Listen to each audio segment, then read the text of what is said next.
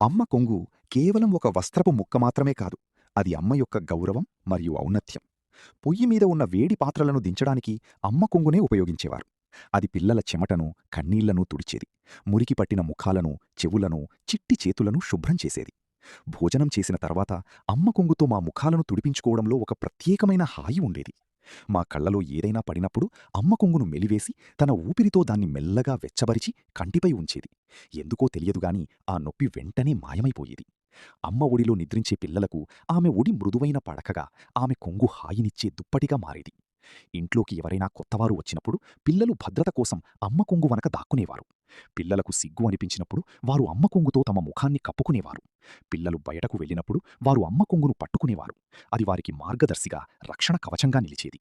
పిల్లలు అమ్మ కొంగును పట్టుకుని ఉన్నంతసేపు ఈ ప్రపంచమంతా తమ చేతిలోనే సురక్షితంగా ఉన్నట్లు వారికి అనిపించేది.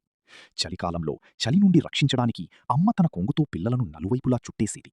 మరియు భారీ వర్షం కురిసినప్పుడు అదే కొంగు గొడుగులా మారి పిల్లల ముఖాన్ని కప్పేది. చేతులు తుడుచుకోవడానికి అమ్మ కొంగును తువ్వాలులా కూడా ఉపయోగించేవారు.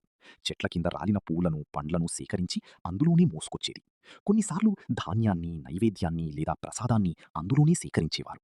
ఇంటి సామాన్లను దుమ్ము దులపడానికి, శుభ్రం చేయడానికి కూడా దాన్ని ఉపయోగించేవారు. ఏదైనా వస్తువు పోయినప్పుడు అది త్వరలోనే దొరుకుతుందని నమ్మి అమ్మ తన కొంగుకు ఒక ముడి వేసేది. వింతగా అనిపించినా అది సాధారణంగా దొరికిపోయేది. అమ్మ కొంగులోని ఆ ముడి ఒక